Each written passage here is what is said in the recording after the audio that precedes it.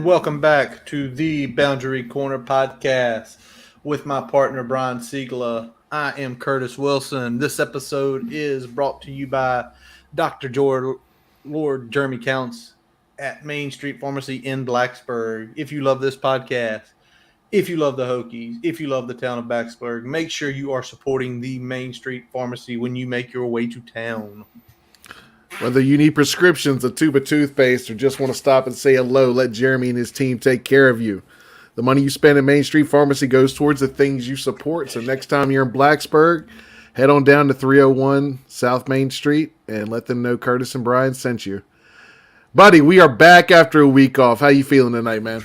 I'm feeling great, man, but I am feeling we have so much to unload tonight. Just the last, 48, 50 hours, man. It's been a frenzy. It's been a frenzy. We were putting this together. This episode, we started putting this together into last week, and we're like, we got enough to get this episode, but it might not be a long one. Then everything happened as well. Okay, we got an extra 20-30 minutes we can pad on here and talk about. So let's hope it's an extra 20 to 30 and not an extra hour, because that could be potentially what happens tonight. I mean, but hey, sometimes that's how it goes, man. And it's all good time, and that's one of the big things about it. This is a lot of good stuff in this episode, a lot of good stuff. And where we decided to kick it off tonight was the stuff that happened on Sunday, and that is all the commitments that came down after a big OV weekend up in Blacksburg, and where the Hokies got 3 commitments to the class of 2023. And with that subsequent commitment, Brian, we looked and hovering about 40. We still said 35, but we knew there were some guys we could potentially land. And I told you, I looked after the 3 guys committed. We were at 34 overall, 33 composite. And with those 3 commitments, which we're going to discuss here in a minute, we're up to 30 overall with the 247 and 33 composite. So a massive jump for the Hokies in the rankings, and something that you said a year ago. 30 to 35 next year is where I want us to be, slightly above of where we finished last class off, and it seems like we're right on that track for you. Yeah, I mean, it looks like that's where we're trending right now. A big close, maybe another 1 or 2 to kind of close it out would be nice for sure. It would be. But we're almost at a full boat at this point. Yes, we are. I think we're probably keeping one spot open to see what happens with a certain Richmonder linebacker that will remain nameless for the time being. He doesn't need to remain nameless. I mean, So, but other than him, and maybe one other, that's out there that we've been following lightly or heavily the last 6 to 8 months. This is kind of what we're working with here. But I mean, 3 big ones over the weekend. We heard about some of the we had a bunch of commits that were back on campus this weekend. Yes, and then we had a good handful that we were hoping to kind of either flip or close on this weekend, and we had a pretty good percentage with that. Pretty good percentage for this class and the portal, which we're going to just do the portal by itself because it's its own beast right now. But let's start, Brian, with the sort of lead dog that started the trend on Sunday night. And, it's the borderline 4-star wide receiver, Aiden Green out of Powell, Tennessee, and Powell High School. 6'1.5", 170 pounds, held offers from Cincinnati. Arkansas, a lot of different places for this kid. And, it was one of those, they felt like if they could get on campus once he decommitted from Cincinnati, yep, I think they knew they could get him. And next thing you know, voila, it happens. He's in the top 550 for the country, top 80 receiver. So you're getting what's viewed as a good player. Did you have a chance to look at any highlight reels? Yeah, I mean, I think this is a guy that could potentially come in and be a potential immediate impact player. I don't know if he's going to necessarily be kind of in that 3 or 4 man rotation, but I think he could definitely be somebody that you're going to see out there in year one, kind of doing some things for us. Really good athlete. I like his hands.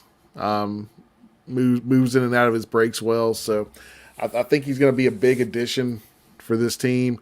Whether he has immediate impact in 23 or whether we're waiting for 24 before we really see what he can really do, that's going to be the big question. But very solid pickup. Yeah, big question about a lot of these guys, and I think this is something we'll start finding out in the next few weeks, is who's coming in early. Obviously, anytime you come in early, you know that immediately, helps them out. And, with Green being wide out, it is a position of need. We know that. So if he's able to come in, pick up the playbook quick, potentially there. With him, little underweight, I'm hoping he's one of the guys that chooses to enroll early just to get quickly into a weight program that maybe by the end of next summer he's put on 10 to 15 of good weight. Especially at a need position. If we're talking about guys that we want to get in early, any wide receiver, offensive lineman, or DN that we can get in early, all the better. Yep. And just an FYI, primary recruiter, man making some hay lately, Fontel Mines, does work. He's starting to put up walls around the 804, man. He's starting to put up walls. Well, let's talk about the guy who he essentially pulled out of the 804, and that was Jeremiah Coney over at Hermitage. I mean, a mid 3-star guy, but 6'1.5", 194 pounds. Now that weight at running back, that makes him a little bit potentially more ready out of the gate. We'll see what you think with the film. Was initially committed to Appalachian State, and it's one of those. There are just certain G5 schools in certain positions. If they recruit, you feel like it's something. For App State and how their run game has been really the last decade plus, if you flip a running back from them, you feel like you've done something because they have a reputation. What's the tape saying so far on him? This is a guy that could push for some playing time early, just because we do kind of have a void in kind of a bigger body running back now. We got Thomas coming back. He's going to be the all-purpose. Hopefully, he can stay healthy. King's very good. Change of pace back. We're looking for that kind of big body running back that has some good vision between the tackles. Do we end up addressing that in the portal, or are we going to kind of put that on a true freshman that's coming in for us in Jeremiah Coney? Because he's kind of in that big body area. I think, we'll see if he can kind of get closer to that 200 range if he comes in early and on campus and has an off season with us. But there's some potential there as well. So I like his game. Like I said, big body, good vision, breaks tackles well. So I think he's got some potential to be there. But I mean, another solid pickup. Fontel Mines doing his thing in the 804, which we love to see. Absolutely. Now, do you see someone like him? Do you think definitely running back? No, he played some linebacker in high school, but is he definitely a running back in your eyes? Yeah, I think he's definitely a running back. Okay. Just his skill set, everything overall, he's definitely a running back. I think he's got potential where he could play on the other side, but I wouldn't, unless it just doesn't work at running back, then I wouldn't entertain that. Yep. And to that point, I'm looking here, scrolling up and down. Stu Holt was his secondary, so that even more kind of solidifies likely going to be in the running back and stay in the running back room once he gets to Blacksburg. All right, so the last one was, I think, the most surprising. I think when we heard Green's going to get on campus and Coney was taking that trip after they both decommitted, that was one of those, okay, if we get them there, we likely are going to flip. The other one came out of nowhere because it was such a late addition that he was making the visit. and that is the quarterback out of Springfield Central and Springfield, Mass, William Pop Watson III. A composite 3-star. 247 has him as a 3-star quarterback. And originally committed to Nebraska. And I know I can't remember who made a comment about it. Something about Mark Whipple. Yep. If Mark Whipple likes him as a quarterback, you have some other stuff there. And just overall, I mean, had interest from programs like Tennessee, Oregon, Michigan, Kentucky. And you don't know the level of interest, but the reality goes they were interested in him. He lands at Nebraska. Nebraska, even the last 3 or 4 years, losing a bunch of one-score games, was still pulling top 15, talent-wise. And even though he's coming from Massachusetts, it's not a big football state. We all know that. Yep. But occasionally you can find, diamonds in the rough from Massachusetts, and we Hokies know that very well. But what are you thinking of him, Brian? Yeah, I mean, I like this kid a lot. Like looking at his game, I mean, he's a true dual threat. He's not just a running quarterback. He's not just a passer. He's a guy that can kind of do it all. Really good footwork.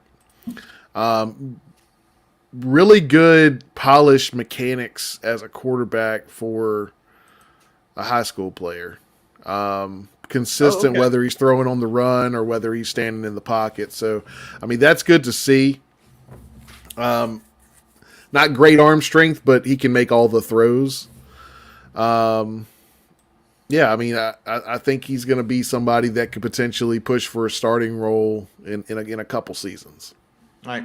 Now, when you say polished passer, does that just mean it's refined? When you don't see it, if someone's under his foot, it's still the same mechanism? Is that what you mean by polished? Whether he's throwing on the run, whether he's standing in the pocket, whether he's getting pressured, those mechanics stay pretty close to the same, which means that he's going to be delivering a good ball every time. So, right. I mean, there are occasions where he'll miss, but it's consistent. And when you can do something like that consistently, you can kind of work on the other parts that contribute to accuracy as you're kind of building on that. I got you. All right, so with that takes the class up to 23 total, likely only 22 that will be on full football scholarship. Jimmy Mullen, the wrestler. I know there's some stuff out there that, it's one way or the other. Sometimes they have to be counted to football if they're playing football. But either way, I think you're right. I think we're just a handful of guys away from finishing off this class. I don't know if it'll come potentially next Wednesday or if it's going to be something after the Wednesday date of getting the additional players. And obviously the big one is sitting down in Verona right now. And that would really be an absolute cherry on top of this second class. And also the way this class is held together after not the best on-field results. Yeah, I mean, especially, we talked about since the season has ended, between the in-home visits and the stuff that's happened the last couple of weeks on campus, they've really done a good job of kind of keeping everybody together, keeping everyone on the same page, and kind of keeping everybody in the boat and committed and ready to roll into the season. Particularly guys that were getting some decent push to do other things. Thinking more of Lance Williams and Dante Lovett here, who did get some other legitimate Power 5 offers, kind of down the stretch there. Yep. So it'll be interesting. We'll be obviously watching that next Wednesday, seeing what all happens. But now let's go to sort of the bigger story now this time of year, right? Because it's now that college football has changed and the portal officially opened. It's the name of the episode, man. Portal season. It is. The portal opened roughly 8 days ago after the college football playoff was announced. And, we had DJ Harvey go in before our last episode. And since then, Matthias Carroll, Lakeem Rudolph, Desmond Muhammadi, Armani Chapman, Enzo Anthony, Keyshawn Artis, Jason Brown, Eli Adams, and then maybe the one that surprised us all was Caleb Smith. Other than Caleb Smith, Brian, anybody else a shocker to you on that list or made you go, No, I mean the ones that stand out are probably Carroll, just because he did get some run kind of to start the season, but he had gotten, I think, kind of pushed a little further down the depth chart than he would have liked as the season went along. I think Rudolph, with how the linebacking core, some of the younger guys in the linebacking core have come along. It's just only so many mouths to feed, right? It's true. It's only so many mouths to feed. It's only so much of what you can do, and the whole approach this year, it looked like from Brent Pry, because he mentioned a few weeks ago 30 to 35 guys he had to have conversations with. That's a lot of people on the team.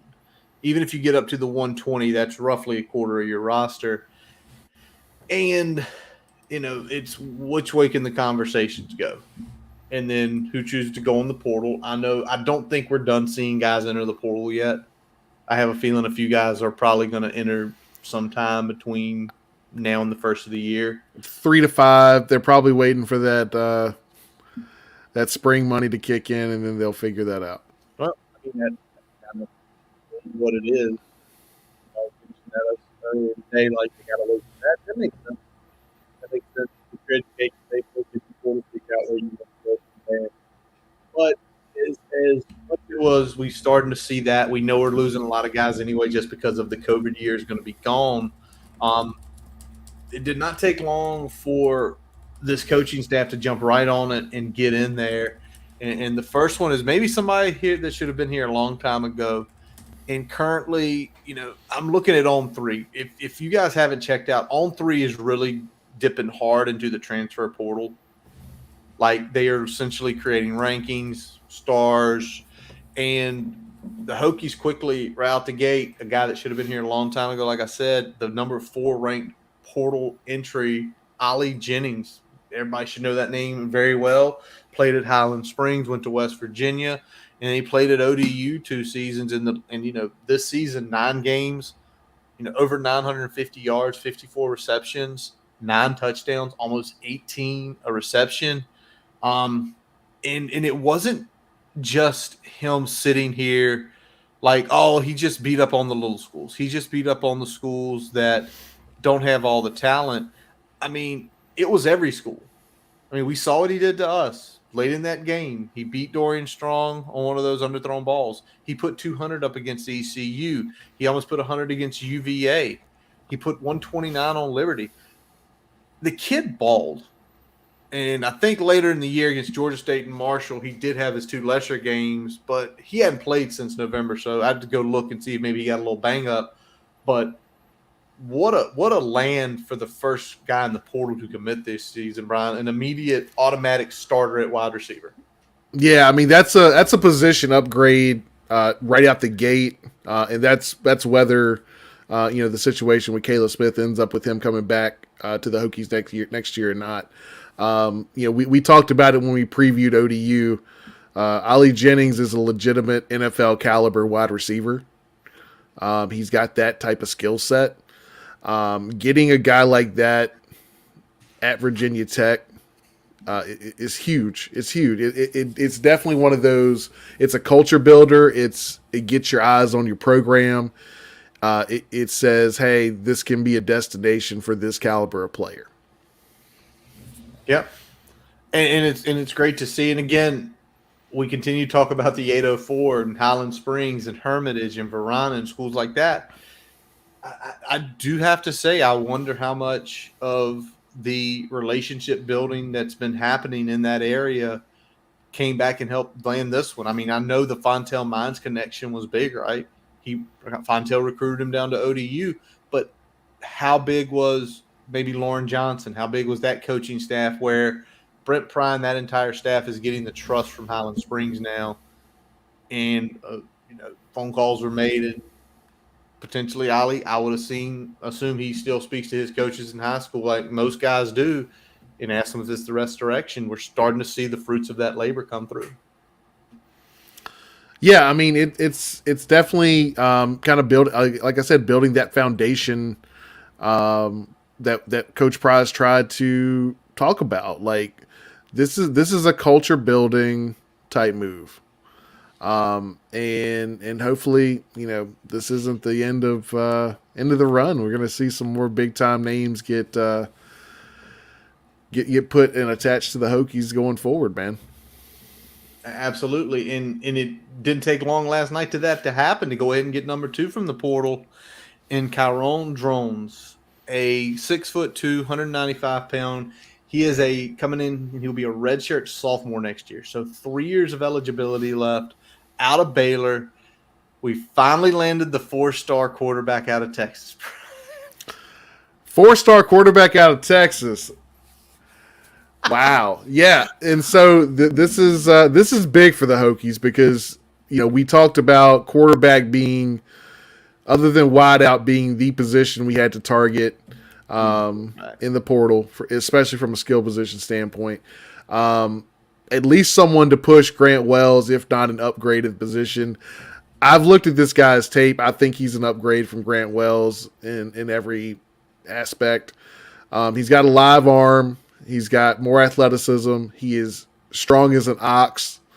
About the squat tape, we see he's strong as an ox. I mean, he's putting up 585 with, I wouldn't say ease, but he's putting up 585 easier than most people do. And a lot of people that have, 60 to 80 pounds on him would put it up. So really, really strong player. Saw some extended action against West Virginia, did really well other than kind of a late pick when he kind of got in trouble in the backfield, but did really well overall against that defense. Had some other games where he saw some action this year. So overall, I think it's a significant upgrade from Grant Wells in terms of ceiling. If we're talking about floor, I think the floor is a little higher than what Wells's is, but okay. So higher floor and the ceiling is, much higher in terms of what he can do, just because he's got more athleticism and he's stronger and he's still got the arm to go with that. Are you also going with a higher floor because of, I would say, the less baggage? And I'm not trying to completely knock Grant, but we knew Grant had a propensity for turning the ball over. This kid, he played in 5 games. He's taken 20. He's basically threw 23 balls. Does that adjust your floor as well? Because with Grant, we talked about when he transferred, if he can clean up the interceptions, it would and he keeps the higher production with the passing, it can be okay. Is that one reason you put that floor a little bit higher, because of essentially the lack of maybe scar tissue?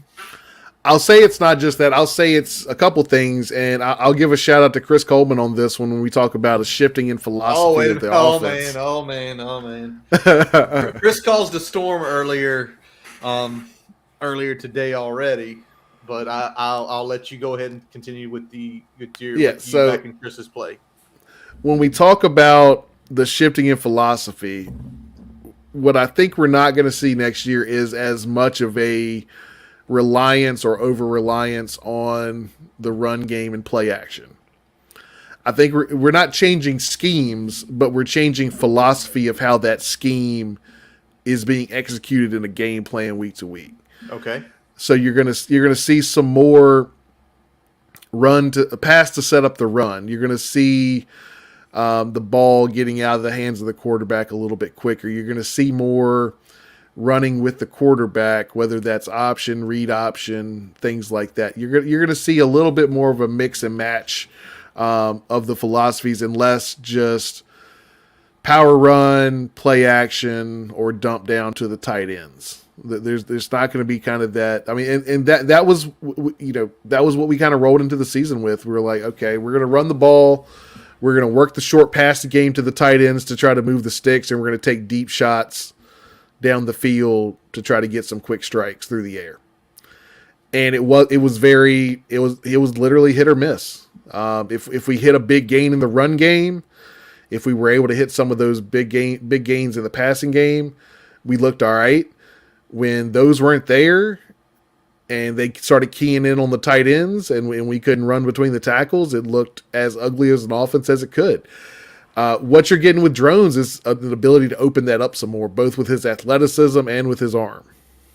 So it's a lot of what you're saying is with this shift, especially with the running, probably more RPO quick passes, essentially you're forcing an additional either linebacker or safety to commit to the inside. Versus with Grant, even though there were times when they let him run, he did pick up some yards. But this is truly that dual threat that a lot of people clamor for. True dual threat. Again, you said RPO, and that's what it's going to be. We're gonna be putting linebackers and those kind of spill area players in a lot more conflict this year with a player like Drones. All right. Well, for everybody, spring's going to be fun. Yeah, we got a big draw to the spring game now. Big draw. Because we got at minimum two big pieces that are getting added to that offense. Absolutely. All right, want to flip next, Brian, and we kind of already hit this while going through the portal, but kind of the farewell to certain Hokies, and we already talked about Jason Brown, we talked about Armani Chapman, but Jalen Holston heading out. Drake Doodle is heading out. Jaden Blue, and it looks like Caleb Smith, he's in the portal. Does he come back? Does he go elsewhere? Obviously, Silas Danzy and Johnny. On the defensive side of the ball, Garbett and Griffin, Dax, Chamari Connor, Breon Murray, and DJ Harvey. When we look at this, that's some production gone right there. You can say what you will. You look up and down there, guys who are starting. Most of that production is Smith, and then the big veterans on defense. The vets on defense, along with steady play from Silas and Johnny. But as we look at this, and you say farewell to them, I don't think with this list, maybe with the exception of Garbett, there's not like a glaring. I think we see Chris Marv and we see Chris Marv coach the linebackers. That unit got better this year. The safety units got better. We saw the young guys play. The more young guys played, the better the units got. Ooh, man. Okay. Hey, you go at your piece, man. I mean, are we watching the same tape? I mean, it's true. The more they got acclimated, and I'm not just saying that the veterans didn't get the job done. A lot of them did. They played well. But the more that we got the up and coming players involved in the defense, the more consistent that defense looked. Both, I'd say, the linebackers and the safety and cornerbacks in particular. I think defensive line, it was more of a mixed bag, right? Just somebody's telling you that Bryant Cobbs is agreeing that this is an accurate statement, Brian.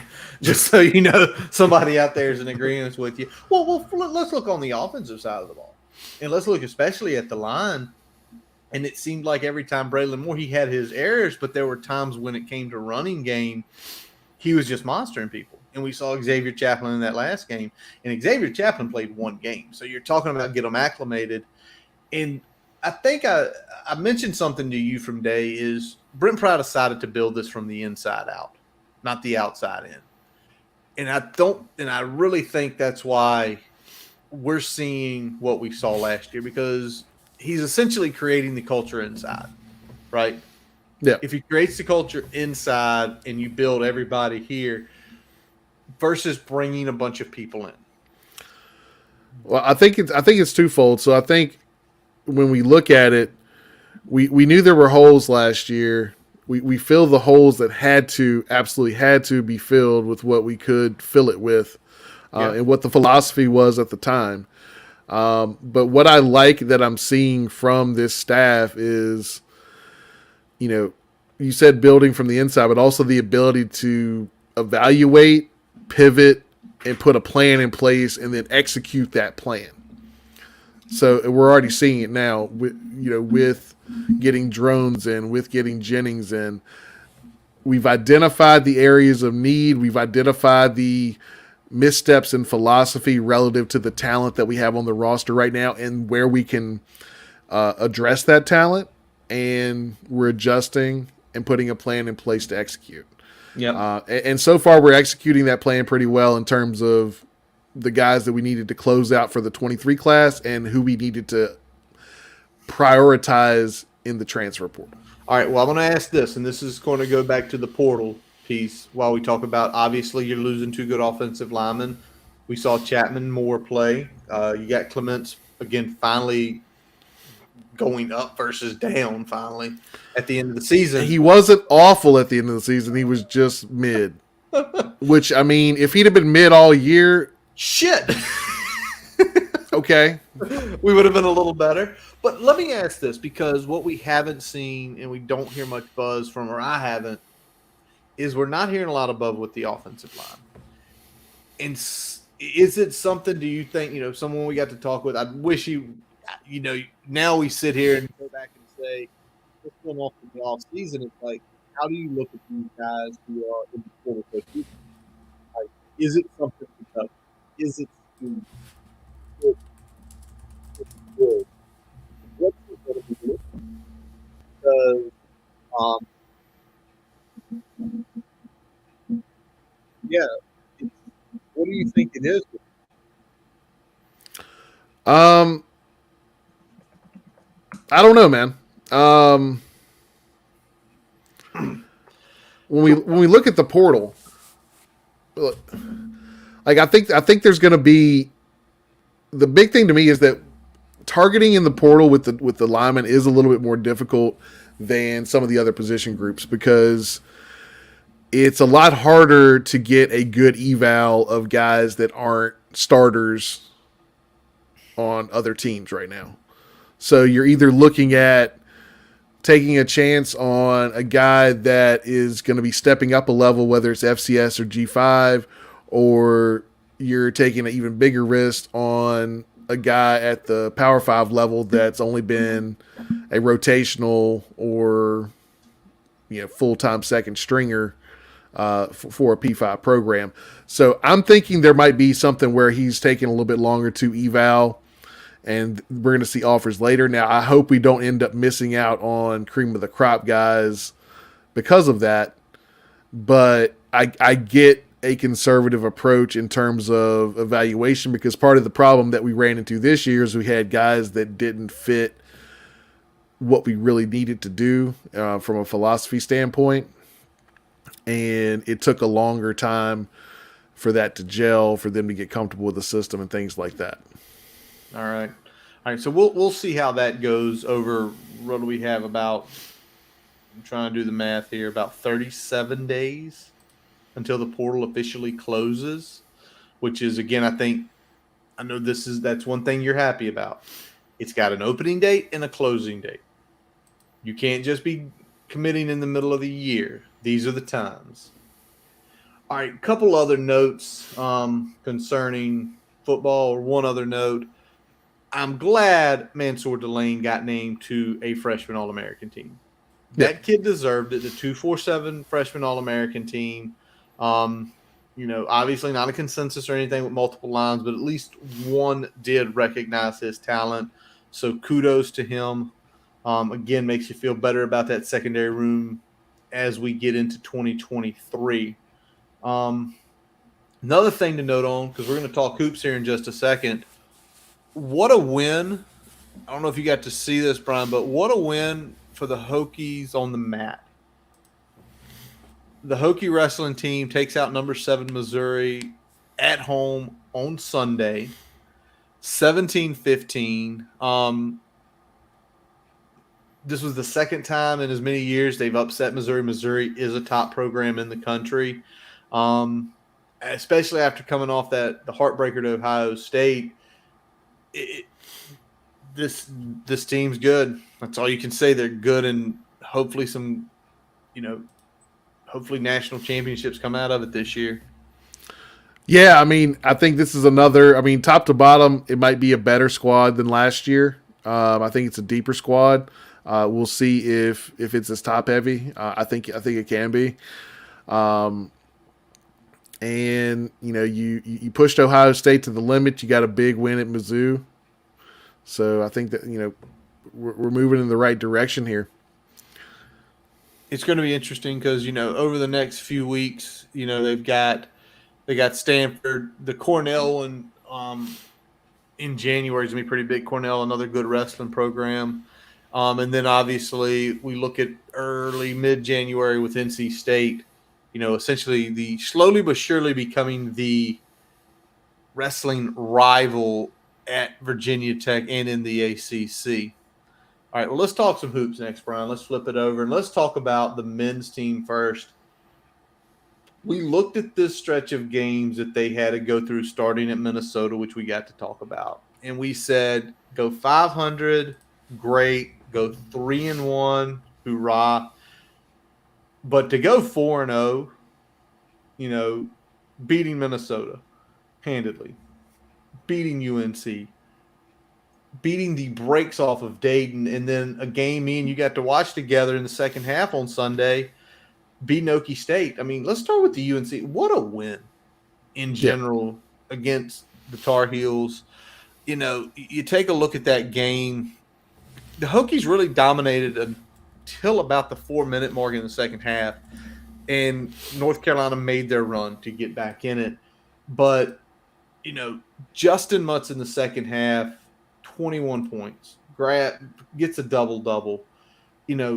What else did you see from that game that really impressed you on that Sunday? And unfortunately, they keep giving us Sunday games, which is, thank God we have man caves where we can watch multiple games at once.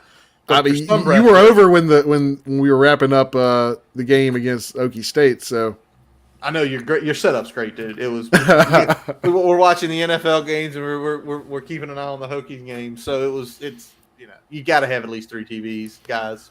It's just a rule. Yeah. So I mean, looking at the UNC, I mean, I know they were short of Armando Bacot, so. They were one down, but I think we did a good job of taking advantage of that and, Mutz beating them up in the boards. That was huge. And just overall keeping them in check and not really letting the moment get too big. When they started that run, they said, okay, the run's here, weather it. And we've seen that a lot from this team this year. They've given up some leads, but they've generally weathered the storm and then been able to kind of close things out.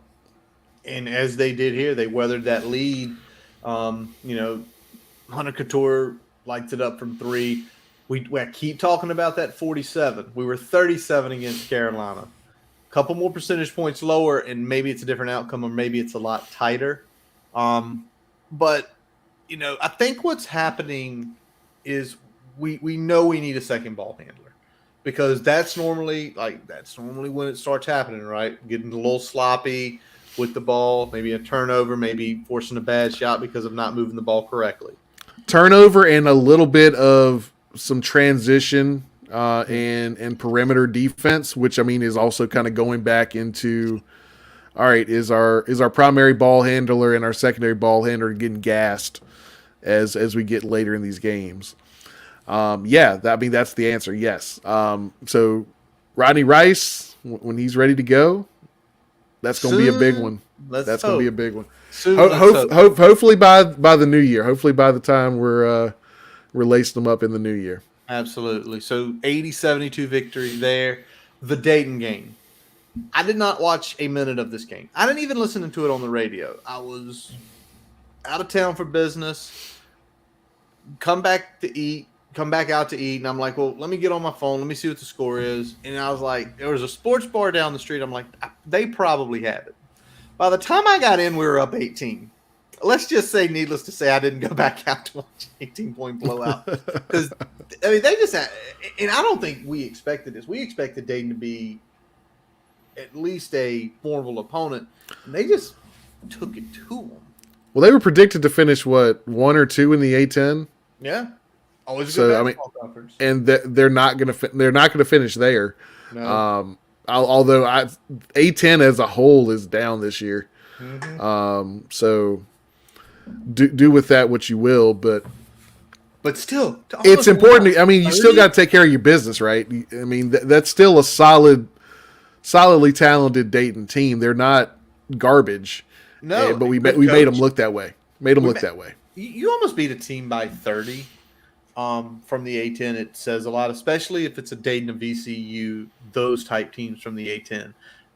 And again, I didn't even have to go back out. I just sat there and I can't remember what game was on TV. I watched that and just kind of updated, and it grew bigger and it grew bigger. And it was like, Lord have mercy, we're going to beat them by 40, which almost happened. Almost. All right, let's talk about the game we got to catch the second half together on Sunday, the Oklahoma State versus the Oklahoma State Cowboys. I watched the first half. We're getting ready to come over to your house. 9-point lead. This is good. I get to your house, and that lead is all but gone and in Okie State's favor.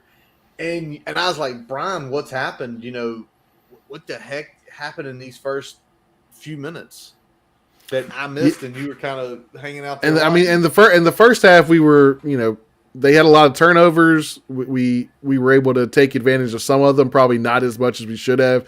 That lead in the first half could have been probably bigger than it was. And then in the second half, you know, you come out, you miss a couple bad shots, you have a couple bad turnovers, and they're hitting, right? They're clicking on the offensive end, at least early in that second half. They hit about 2 or 3 threes in back-to-back possessions. You know, we weren't putting points on the board. We were having a whole lot of empty possessions, and that kind of that cuts into a 9-point lead real quick. Yeah, it does. Well, when we look up, I remember when me and you were sitting there talking, it was like they essentially had went on a 21-8 run to open the second half, and completely flipped it, took the lead on themselves. But give this team a lot of credit. Give a lot of different players on this team credit as well, because they really showed a lot of heart, a lot of an old term we don't use anymore, but a lot of grit. You know, you had Kidd give solid minutes off the bench, even though he didn't score much. Same with Michael Collins. Poteet, 8 points, 6 boards. Played some good position defense down low. He made their I cannot think of the guy's name. Their big guy, Boone, maybe. He made him work. He had to work for his points in the second half, especially later. And then all of a sudden, about 3 minutes, tie ball game, basically the Hokies just go on lock, essentially outscore them 12-7 in the final 3+ minutes. And in this game, in reality, you look around, you know, Mutz had a solid game. Grant had a solid game. Padula had a solid game. This wasn't like UNC where it was Mutz. And a few games ago, it was Padula. And earlier in the season, it was Grant.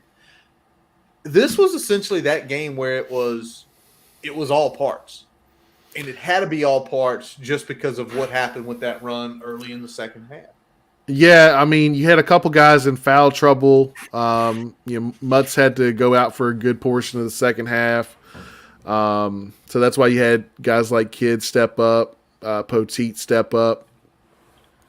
Obviously, Grant had a good game. We saw Padula hit a couple big shots there when we were down to kind of get us back even and get us the lead. So I mean, it was a all hands on deck effort to close that one out, and we've had a couple of those this year so far that I think have prepared us for that type of atmosphere when we get into ACC play. Absolutely, I think some of these games they rack our nerves. They maybe make us go a little senile, a little bit crazy, but reality is, you just said it, Brian. There's going to be games under 5 minutes in the ACC, and it's a 1 or 2 point game or a tie game, and this team's went through it already. Yep. They know how to lean on things. So we've seen it Penn State. Now it took care of Okie State. Yep. And finally, Brian, After going 10-1, they finally get ranked this week, number 24. Yeah. I still About feel time. that's low. About time. Yeah. They should have been 24 last week. Next week, and probably 20 this week, but it is what it is. Next game up is Grambling State, which is next Saturday, and I think BC is next Wednesday. Grambling State's going to be a sneaky good matchup. That's one we can't sleepwalk through. No, that can't become a Charleston Southern. No, that can't become a Charleston Southern. You need to go ahead and put what you got out there and close the door early and finish the game. All right, want to talk just real quick with the ladies hoopsters. I mean, obviously they dominated BC, start to finish. They dominate UNC Asheville and win by 38. But it was the game preceding those two and the win over at Tennessee. And I know Tennessee this year is not what they were last year. They were a top 10 team last year. I think they're 7-4 out of the gate this year. But either way, that 7-4 is deceptive. I mean, look who they lost to and what the score was and how they lost. It's true. It's not. I mean, I know they've fallen in terms of being a ranked team, but they're much better than their record indicates right now. So you can't just look at the point outcome and say, all right, yeah, well, that's you skirted by an unranked team. Yeah, this is a little different. It's a little different than that. it's to me, that's why I'm saying they're not a top 10. They're a top 25 team without a doubt, but they're not a top 10 what they were, I think, last year. But just to get the win on the road there, that was a absolute nail biter at the end. It could have been an easy win, but that is what it is. The big one, though, to me, the game this Sunday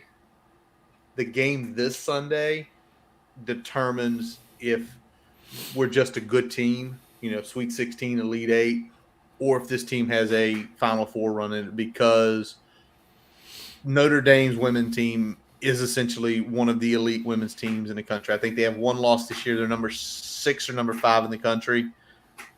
I mean, and there's your test. You go out there and win that game. That is a signature win for Kenny Brooks. It's a signature win for the program, but that also puts people on notice that this team can win a national championship this year. Yeah, I mean, they're on the cusp. It's close. They may not be a favorite to do it, but they're certainly putting themselves in the dark horse category. Absolutely. All right, Brian. One more thing before we hit the break here, and if everybody in the college football world hadn't been paying attention, Mike Leach passed away today.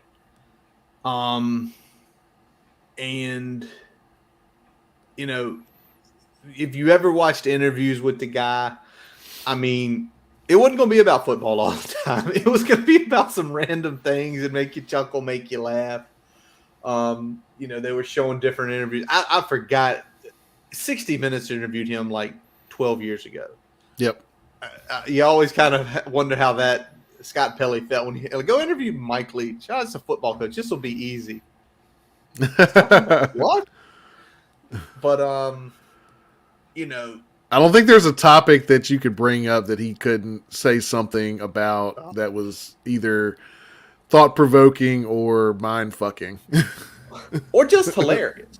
The whole thing about the marriage thing, if you've seen the marriage when he had up at Wazoo, right? Yeah. That one we talked about. Oh my God, it's just hilarious. And obviously, as much as he was a personality, he was himself. The guy was also a supreme intellect. The guy got his JD from Pepperdine. The guy was smart. And if we talk about it, we've talked about we're in a day and age where air raid is as common as wishbone was to our high school youth. Yeah. And he was the guy that did it. Hal Mummy was the guy who brought it to the mainstream. Mike Leach made it work in the mainstream. What he did at Texas Tech and what he did everywhere. Because everywhere he went, the programs got better with that offensive system, man. Yeah. And took the non-traditional roads.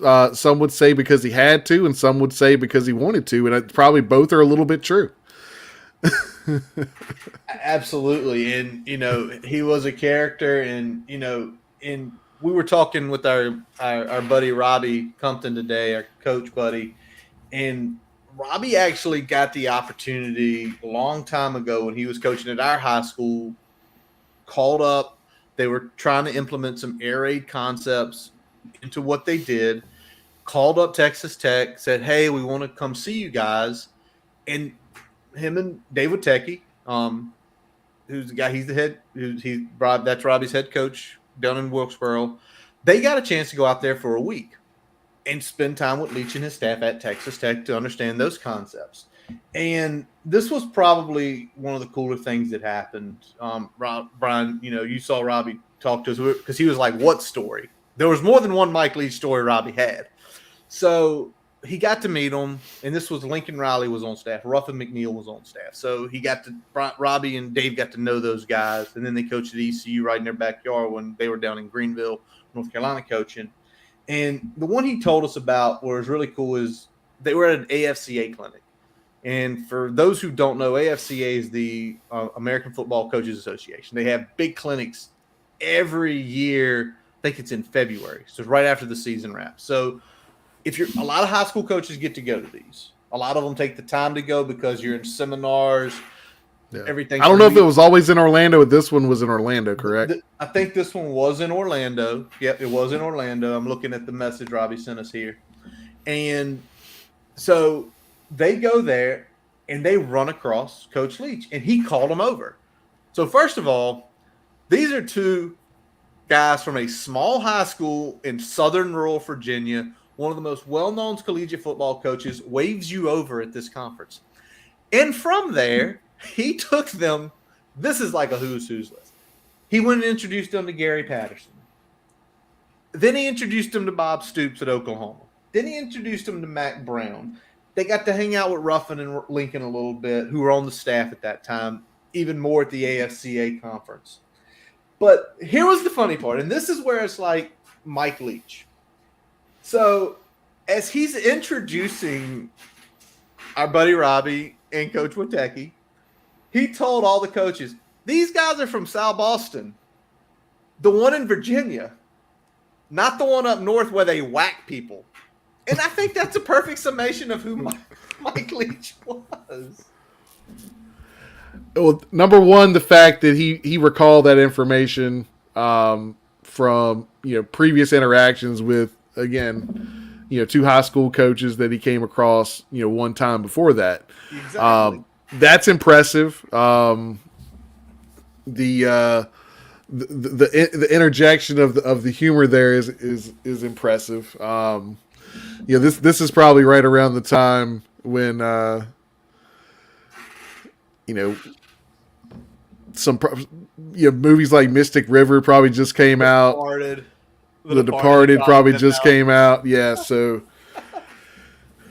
But yeah, it's one of those things where you get the story like that, and if people ever were to question and say, "I now looked at Mike Leach's stuff, that doesn't seem real." Like, nope, we have someone that met him that can confirm what you saw was what you got. Rest in peace, Coach Leach. You will be missed for your humor, for just your creativity, man. And it's a great coach going way too soon, Brian. Yep, you changed the game and you did it with the smile on your face, and you put a smile on everybody else's. So rest in peace. Yes, sir. All right, before we get into some more topics tonight, we are going to take a quick pause for a message from our digital partners. As we take a quick break, we'd like to tell you about getting your free website report from our digital partner, Grassroots Digital Marketing Studio. They'll tell you how your website ranks on Google, on-site SEO, and social media. No commitment to buy anything. You can get your free report by visiting grassrootsdigitalstudio.com/free-website-report. Now back to the episode. All right, Brian. So we definitely have some other things we want to talk about, just college football related. And obviously, since we last talked, a boatload of coaching hires have taken place. And we're going to focus just on a handful, but I want to mention the other ones that have gotten hired. I think one that definitely surprised me, I don't know if it surprised you, was Troy Taylor out of Sacramento State. The FCS programs gets the call to go over to Stanford. Did not see that coming at all. But did you? Nah. Was Troy Taylor on your list for Stanford? Troy Taylor was out on my short list for anywhere, let alone Stanford. All right. So he goes there. And that's no disrespect to him. I mean, I think it's still it's an interesting hire. I don't think it's a bad hire. It's an interesting hire. Well, they did this previously. They did this with Harbaugh, because Harbaugh was at San Diego, which was an FCS program in the state of California. The difference is everyone who knew who the hell Jim Harbaugh was. Nobody knows who the hell Troy Taylor is. So it's like we're going the same route, but this time we have no notoriety. It's just a good football coach. And from, the looks of Sacramento State, he is a good football coach. So there's that one. Now, a couple of the other ones. Let's roll these out. USF takes Alice Golish, the Tennessee OC. We'll be very interested to see if that affects the Tennessee offense any, since Heupel does have his hands so involved. I also find it interesting UCF goes down the route of coordinator with really good offense again. The Jeff Scott hire from Clemson absolutely was trash. And I don't think he's a trash coach. I just don't think some guys are cut out to be head coaches. Was FAU shocking to you with Tom Herman? Or is it just one of those he's reintroducing himself? I thought he could have done better, but I think it's a good, if he wants to get back into more of a blue blood program quicker, this is probably the better route than taking a risk on a mid-level P5, and if you fail, you're pretty much setting yourself back a good ways. Coordinator forever when that happens. Forever when that happens. Kevin Wilson will be leaving Ohio State to head down to Tulsa. He has been an offensive coordinator there for a while. He also had been a head coach at Indiana. Sounds like second swipe at a head coaching job. Obviously, I was watching Tulsa closely. They didn't do what I think they do, but it is what it is. I mean, I'm just being real. How about this one? How about this one for you? UAB hires Trent Dilfer, who's been coaching high school. Is UAB trying to find the white Dion? Wait, nah, because if they were trying to do that, they would try to hire like Peyton or somebody. Not Trent Dilfer. Not the guy that literally, what is it? Trent Dilfer is a game manager, though. He was a game manager. I mean, he's always had some good insights on the boards. Next few here, we want to talk about just before we hit kind of the ones that are really affecting that, or I see more affecting the Hokies. Lance Taylor, the running back coach for Notre Dame, takes Western Michigan. He's the run game coordinator there, so not even an OC yet. I mean, I guess some guys, it's just, and I don't know where Lance Taylor's from, so maybe he's from that area, and it's just one of those, I'm going to take the chance. Yeah. It's a head coaching job. Here's a name, and I'm very shocked by this. Barry Odom went to UNLV. He is recently at Arkansas. I know they had a 6-6 season, but kind of shocking to see him go that direction to a program like UNLV, which is, the old guy was there, had a couple okay seasons, but it's not like one of those. It's not like a San Diego State or like a program like that out in the West where you feel like they can get up pretty quick and be good. And that's not to say UNLV can't and hasn't. It's just it's not as ready-made of a situation for a guy like Barry Odom. We'll see if that ends up working out. It's definitely a different path than he took last time, so you kind of see how that works out for him. True. All right, and with that, let's go to the ones that I think are one that could have been impactful, and the others that will be impactful. The one that could have been impactful, if he had taken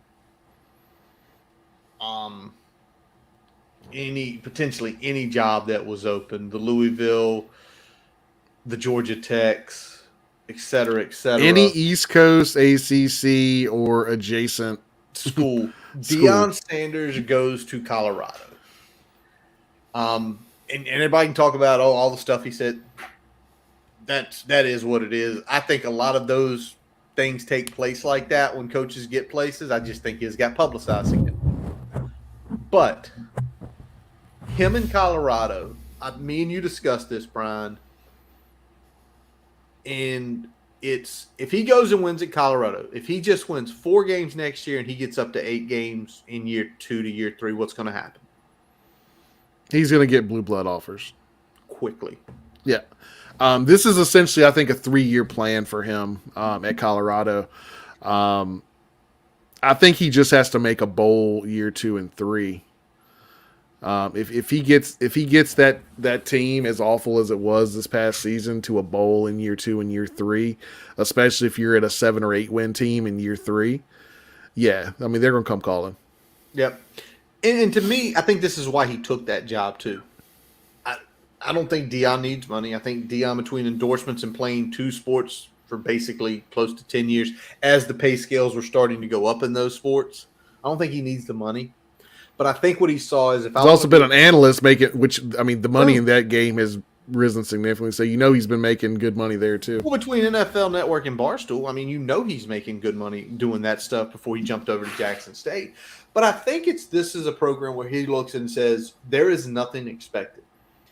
And by that, he could say, even if I win 3 or 4 games next year and be like, oh, you're a failure, I'm turning this program around. I'm building it. But he knows if he can make it a quick turnaround, he's going to get a blue blood offer.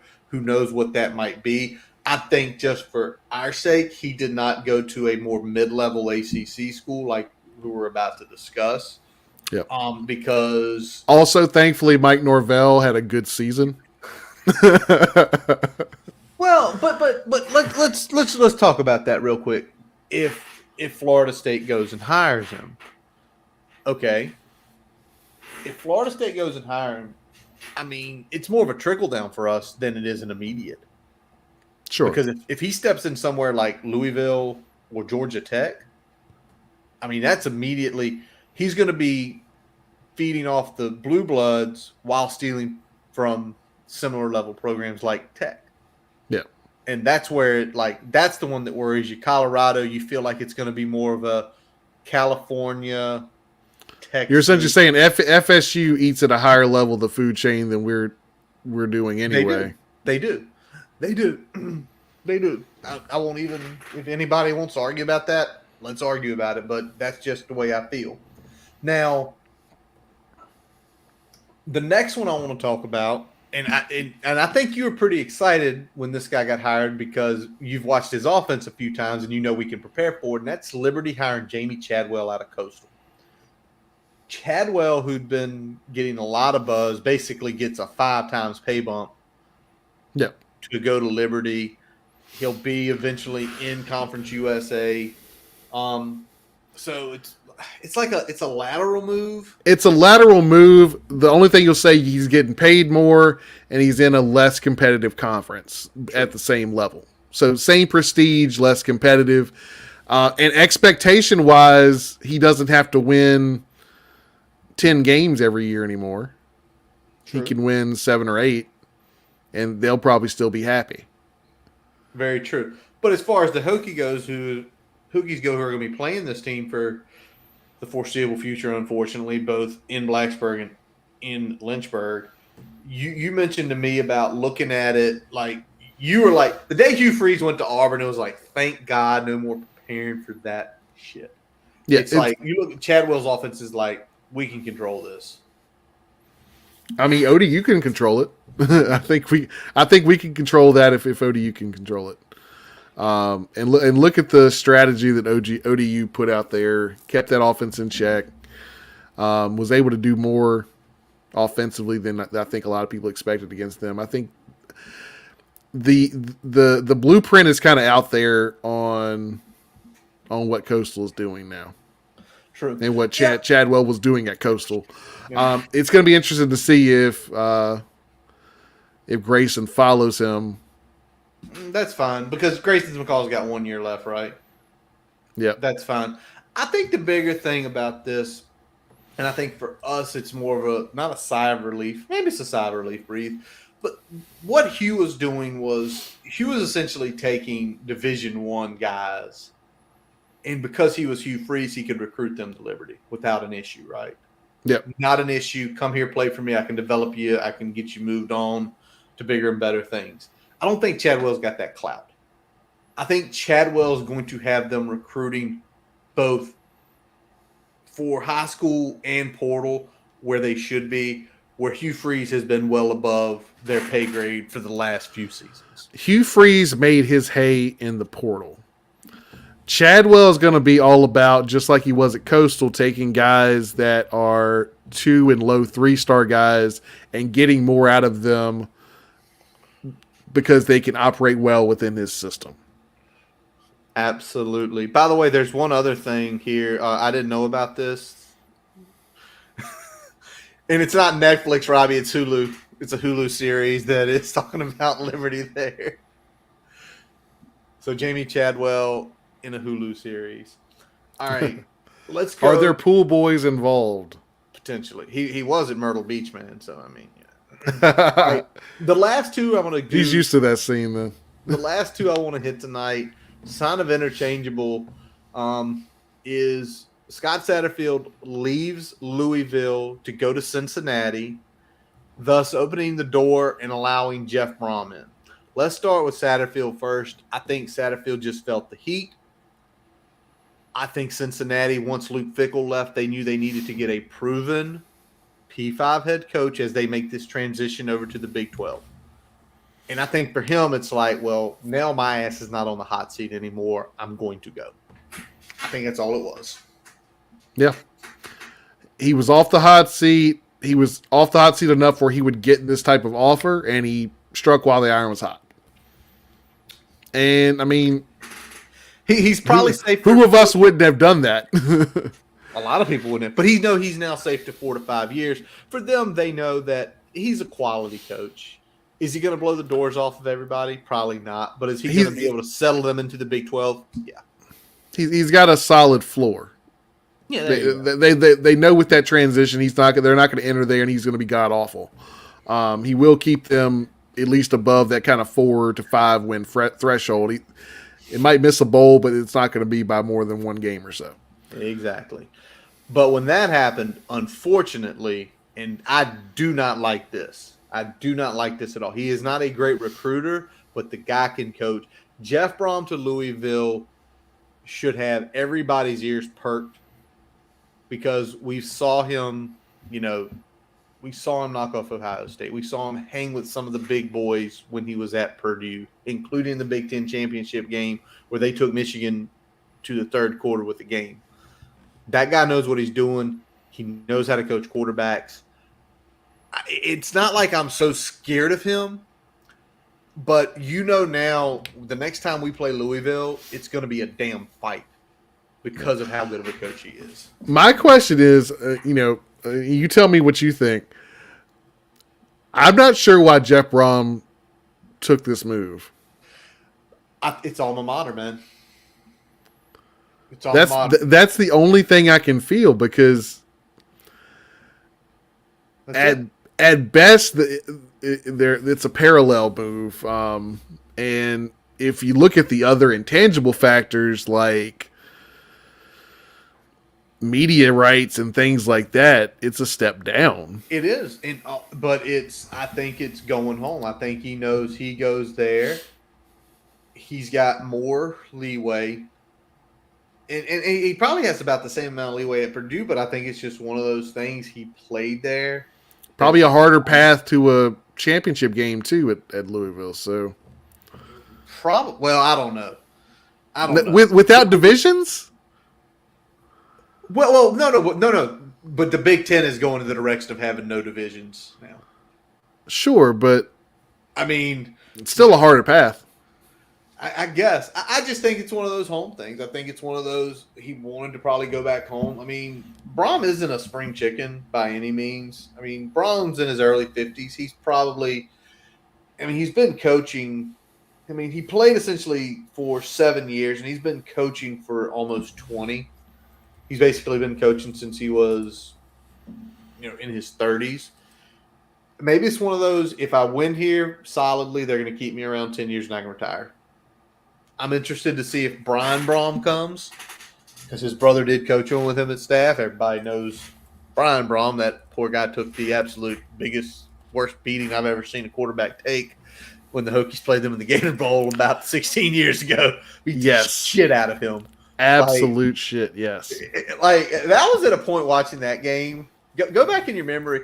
It got to a point where it's just like, I mean, I'm glad we're beating their asses. I kind of feel a little bit sorry for him because they are doing nothing to help. But there's your coaching carousel. Purdue still open. Obviously, with the passing of Mike Leach, Mississippi State will be open. It'll be interesting to see what they do. But that pretty much, I think that went a lot faster than anyone expected. It seems like guys got locked in, and the next thing you know, just about everything's filled up. In the game of headsets. So let me go real quick, and I know we don't have them all up here, but who is, since we've pretty much rounded it out, best hire of the bunch? I mean, best hire, it's got to be Colorado. I mean, I think trajectory-wise, that's going to put them back in the discussion within 2 years. Right. I'd say a close second is going to be Louisville with Jeff Braum. All right. Well, I should have said what we talked about, the original set too, because I'm still think Hugh Freeze. I think Freeze to Auburn is still the best one, because he knows he can get talent there. We haven't talked about. Did we talk about Purdue? Oh, did they hire somebody today? Ryan Walters. Ryan Walters. Why does that name sound familiar? DC for Illinois. But that name sounds really familiar. Oh, this is a new one. This is breaking. Brian focusing here. Ryan Walters, a 36-year-old. Where did he play? Was he in the league or anything? No, he played at Colorado. I don't know how I feel on this one. I mean, with us playing Purdue to start that season, I'm glad about it. They do have a defense, so I mean, we're gonna get. He is good on defense, I should say. I don't know if we'll see Purdue playing that style of defense out the gate, but I mean, he's definitely somebody that can come in, and with the pieces they have, I think their defense are gonna maybe cause us some problems, but we'll see. We'll see, but they just lost an offensive guru that kept them in games, so we'll see how it goes there. All right, Brian, let's hit this real quick. A few things on this. Did you applaud the committee about 8 days ago when they announced Georgia, Ohio State in the Peach Bowl, Michigan, TCU in the Fiesta Bowl? Yeah, they got it right. If you're going to pick 4, they got it right. All right, can I ask you this? If the Rose Bowl hadn't committed to 2024, would they have done something stupid to force that play? Maybe. Political play? Let's just irritate the shit out of someone. Well, I mean, I think we said it. We said, whether they put Alabama in or out, it was going to cause a ruckus. And I think it would cause more of a ruckus if they put them in and then leaving them out. Absolutely. Mainly, and when you look at the resumes, it just didn't make sense to put Alabama in there. Like, eye test be damned, you still have to play the games. You still have to win the games. Having good losses doesn't matter if you didn't win anything. Well, my best piece was watching Saban on that Saturday night. I didn't get to see it all. I saw clips. We'd be favored in Vegas. You were also favored against LSU and Tennessee, and you did win those games. So yeah, you still have to win the games that are in front of you. I mean, we don't just play this game on paper. If we played the game on paper, you'd be the national champion every year or every other year. Touche. Because maybe Georgia and maybe Ohio State sneak in there year to year because they might have a little bit of better class, or the combination of classes might be a hair better than Alabama's a given year. But most years, give or take, it's going to be Alabama right there, right? So that's why we play the games. That's why we play the games. If you, I said it in a tweet, if you want to be in and you don't want to have this conversation, then win enough games where you're not sitting at home during your conference championship, especially with 2 losses. And they wouldn't have been there either way this year, regardless if there were divisions or not in the SEC, which I think the SEC is getting rid of them soon too. All right, New Year's Eve, I'm sure you're going to be making a big spread, getting a good bottle. Which game are you looking more forward to? You know what? I think Michigan TCU is going to be more interesting to me. Okay. Because I think TCU can score, Michigan can stop. We'll see where the rubber meets the road there. I think the difference is going to be Michigan's rushing attack. I think it's just going to be too much.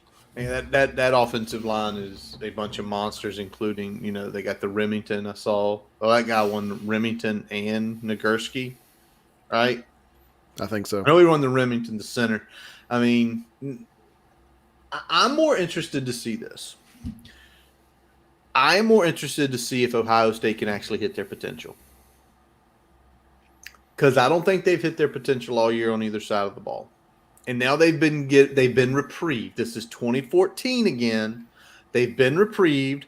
They're playing a Southern team in their backyard that has a very good defense, but a game manager at quarterback.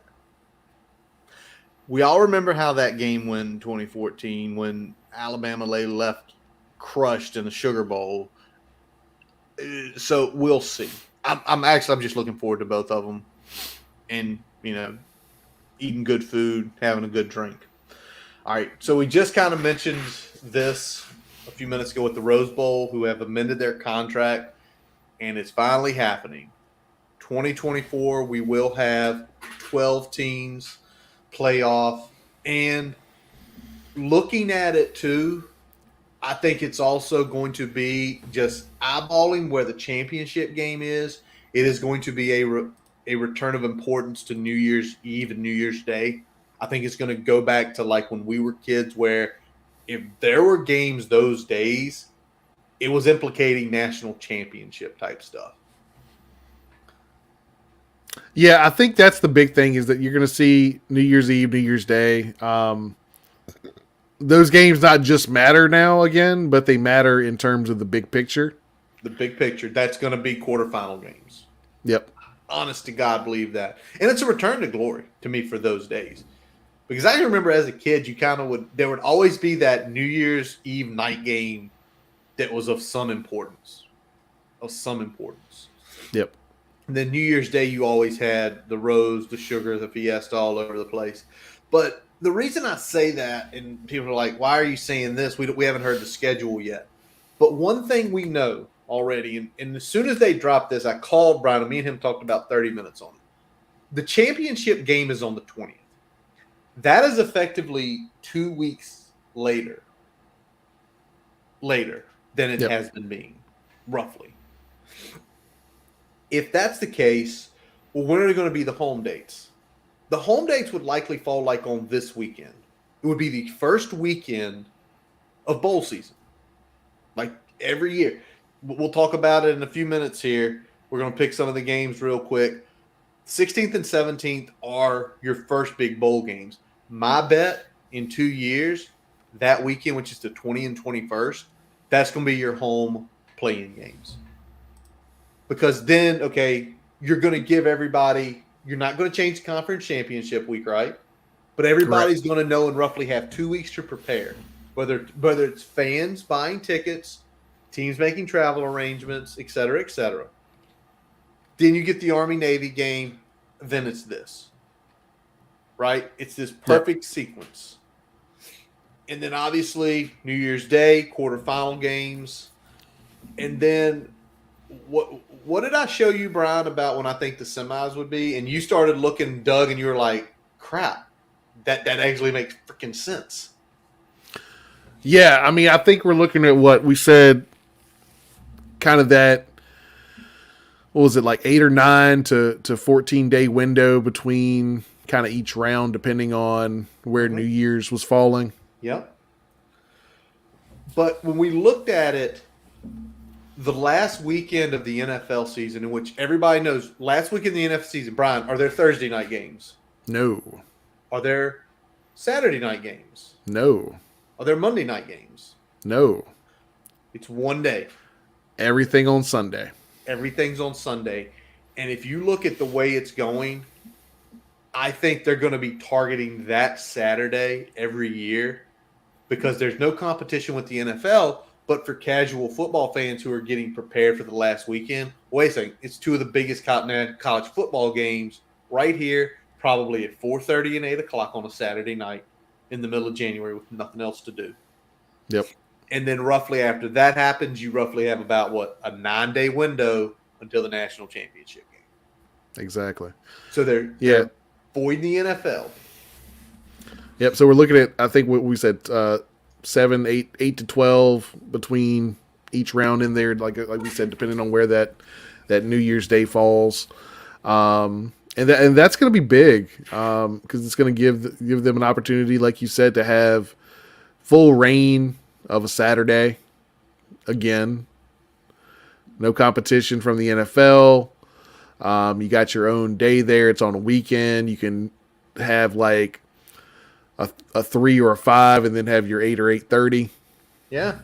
But it's all yours. And it can be a build-up. There can be a huge game day at both locations. These are going to be bowl games.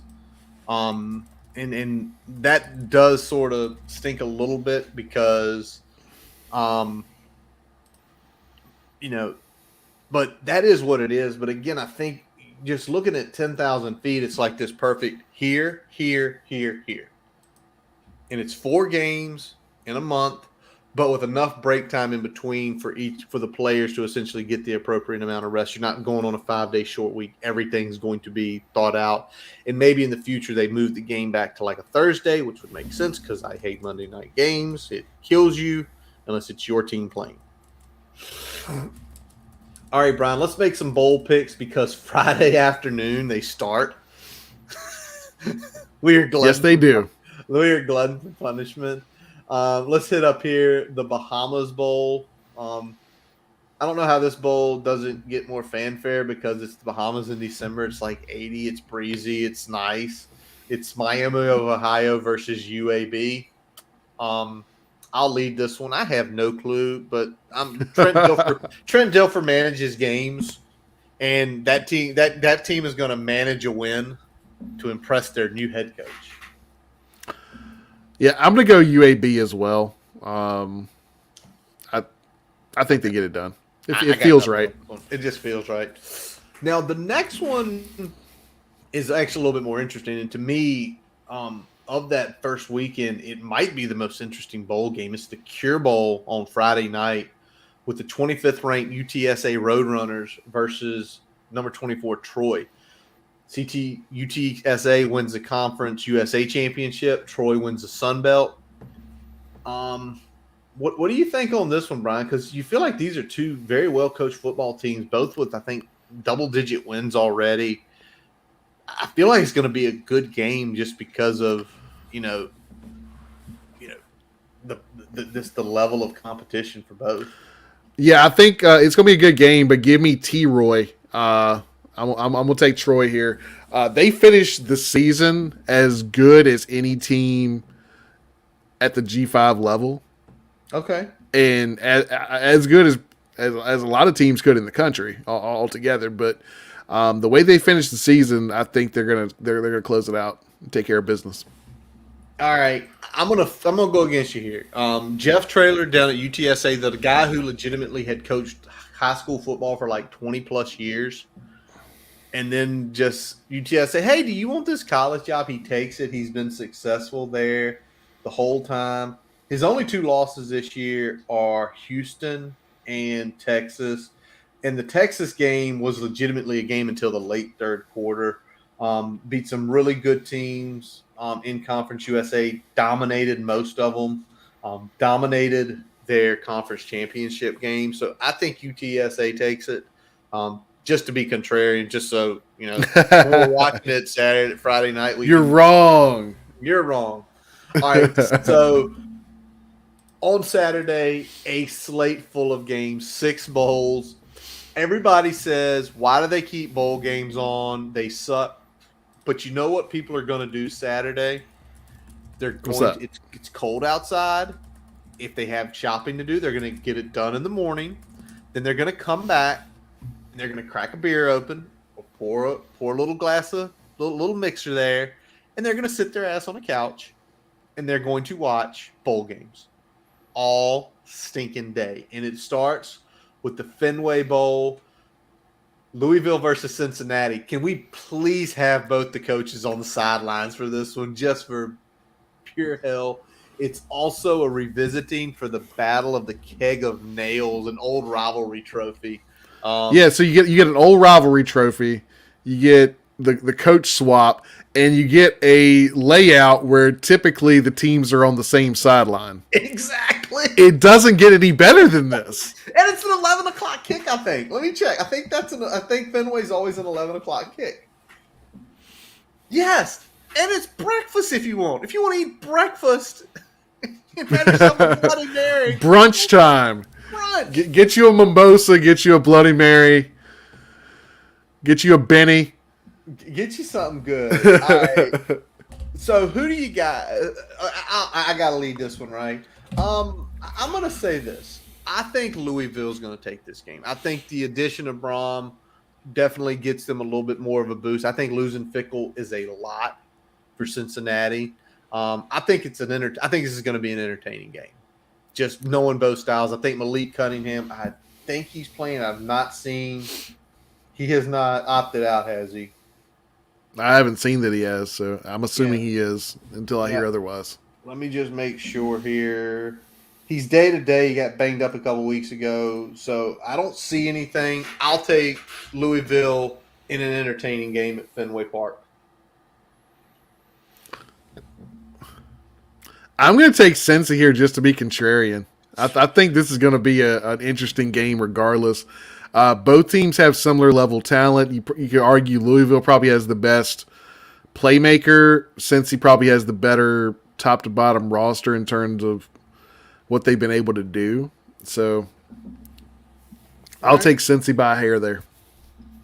Just to have something to text about that morning, right? Yep. All right. While we're enjoying our Bloody Marys. We're enjoying our Bloody Marys. Absolutely. All right, let's go to this one. I don't know how this bowl doesn't get more recognition. It's in freaking Vegas. But the Las Vegas Bowl, Florida versus Oregon State. Oregon State 14th, obviously pulling the huge upset over Oregon in the Civil War on Thanksgiving weekend. Who you got in this one, Brian? I'm taking Oregon State. I like the way they closed the season. I don't like what Florida looked like down the stretch. I think this is Oregon State's. All right. Oregon State. I'm with you there. If for nothing else, with Anthony Richardson declaring for the draft, which to me he should not be declaring for the draft. I don't get that. Correct. I do not get that whatsoever. You're at least a year too early, son. Way too early. There was not enough development this year in his game to go. And also with NIL, there's less reason to jump unless you're fully ready. Like I just, a quarterback like him at Florida could rake in 250, easy, 300. Easy, maybe even higher. Lower in 6 figures, right? Yeah. If that's not enough to float the boats that need to be floated until your game is where it needs to be to take the next step, don't go, man. This isn't 2 years ago when you make this type of decision. You're looking at your long term versus your short term. With NIL, it's a different kettle of fish. Who plays quarterback for Florida? I don't know, and I haven't researched it that far, but it's not Anthony Richardson. So, and that is right, isn't it, Anthony Richardson? I'm not losing my mind. Yeah, you're right. Okay. It's one of those days. All right, let's go next out to the LA Bowl in Wazoo versus Fresno State. I'm taking this one real easy. Fresno State on a roll, beating Boise for the Mountain West title. I think they continue to do it in their backyard. Give me Fresno to keep it rolling and knock off Wazoo. Yeah, I'm right there with you. Fresno State in this one. Probably not even whatever the spread is. I'm taking Fresno in the points. Fresno's only laying 3, so you got to be favored on it. All right. Definitely give me Fresno. All right, the next one is the ugliest one of the day. It's the Lending Tree Bowl, 5-7 Rice versus 6-6 Southern Miss. They happen. Yes, we know the 6-6 teams happen all the time. Rice shouldn't be here. Southern Miss. Yeah, give me Southern Miss.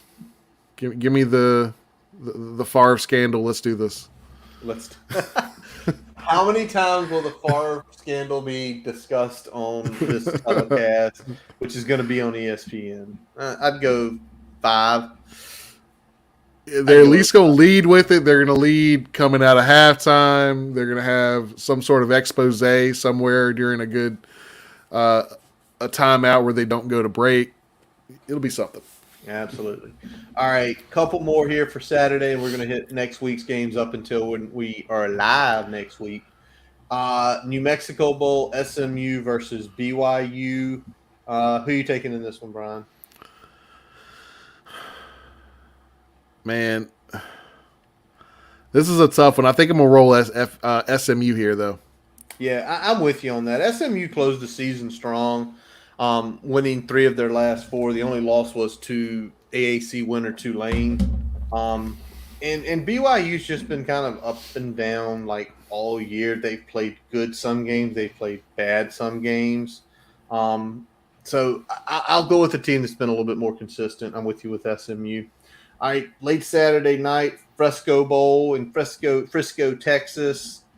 The runners-up of the Conference USA and Mountain West, Boise versus North Texas. I'm going to take Boise. North Texas, kind of luckily to get into the CUSA championship game. You kind of look at what they did. Probably their best win all year was probably – that's the thing. Their best win all year, maybe La Tech, maybe Western Kentucky. Yeah. Not saying a lot, so give me Boise. Yeah, I'm riding the mean green here. All right. North Texas for Brian. The Myrtle Beach Bowl, Brian. Marshall versus UConn. UConn, give your old Colts head coach son some credit. Went up there and coached them boys to a 6-6 record versus one of our lead favorites last year for the Hokies job while we were sitting here over a year ago discussing that, and Charles Huff, who, big wins this year against Notre Dame, big wins against App State. But what are you thinking on this one? I think UConn has the better story. I think Marshall has the better team. Marshall takes it. I'll go with Marshall, too. I think Marshall will also have likely a home field advantage down in Myrtle Beach. All righty. That's a 2:30 kick on Monday afternoon. Can they push those back? Can they all be 5 o'clock kicks? Just a little bit. It's like Tuesday. You got 2 games on Tuesday. You got Eastern Michigan versus San Jose. It's a 3:30 kick at the Potato Bowl. I don't know much about either of these teams. I'll just go Eastern Michigan.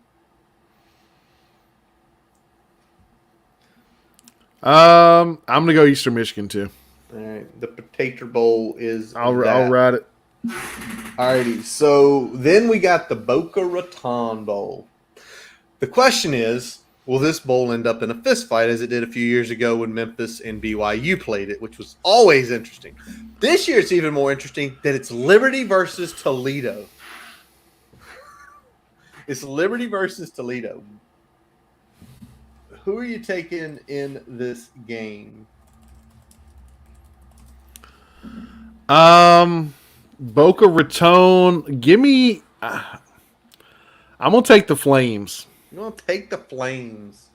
The Hugh Freezeless Flames, I think, go down in flames. I think Toledo, they won the MAC. Probably should be at a slightly better bowl, but that is what it is. Toledo, to me, had a really good year. We picked against them a couple weeks ago. I think Toledo takes this one. All right, there is only, I believe we got one more. Let me pull that up here. On the 21st, so a week from tonight, and a week from tonight, the New Orleans Bowl, but a week from tonight, we will be sitting here with Talibans, with Jeremy. Y'all, if y'all have not watched this episode, watch it live. It's super entertaining.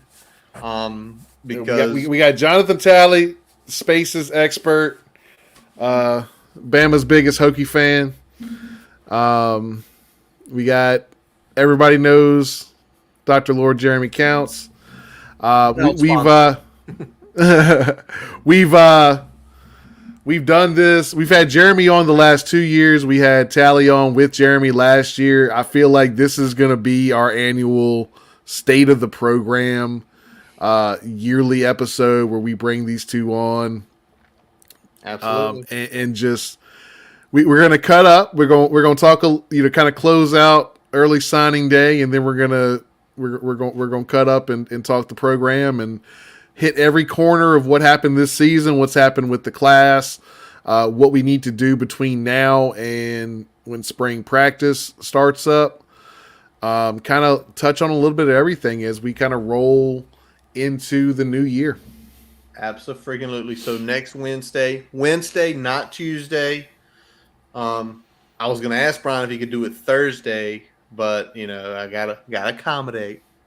Well, Thursday I will be in South Boston, and if you remember last year, the internet connectivity issues I was having, so I'd prefer to be able to do it while I'm still here because I'm not relying upon South Boston internet connections at all. I'm just more upset. I told you I'm going to have to take it easy because I got to work the next day. I can't do what I did 2 years ago when I was off. That was all three of us were hammered that one. Oh man, now that full was, hammered. Woo! Yeah, full hammered. And all of us were feeling good, and Jeremy was feeling real good last year. So yes, he was. Jeremy's promised he's going to pace this year. We'll see how that goes. I'm just going to tell it. Just eat a full meal, man. Just eat a full meal. All right, one more game to pick. It'll probably be back here on the television screen as we are talking to Jeremy and Tally next week, and that's Western Kentucky versus South Alabama in the New Orleans Bowl.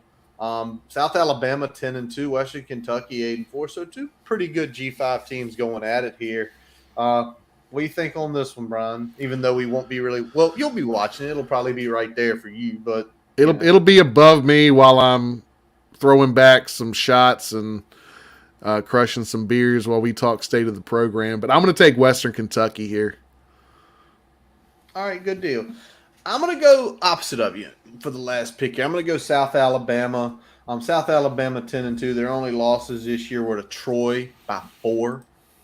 And they lost, if you remember, the UCLA game early in the year where UCLA pulled a freaking miracle and scored a touchdown with a field goal with 2 seconds left. Like, literal miracle. So give me South Alabama.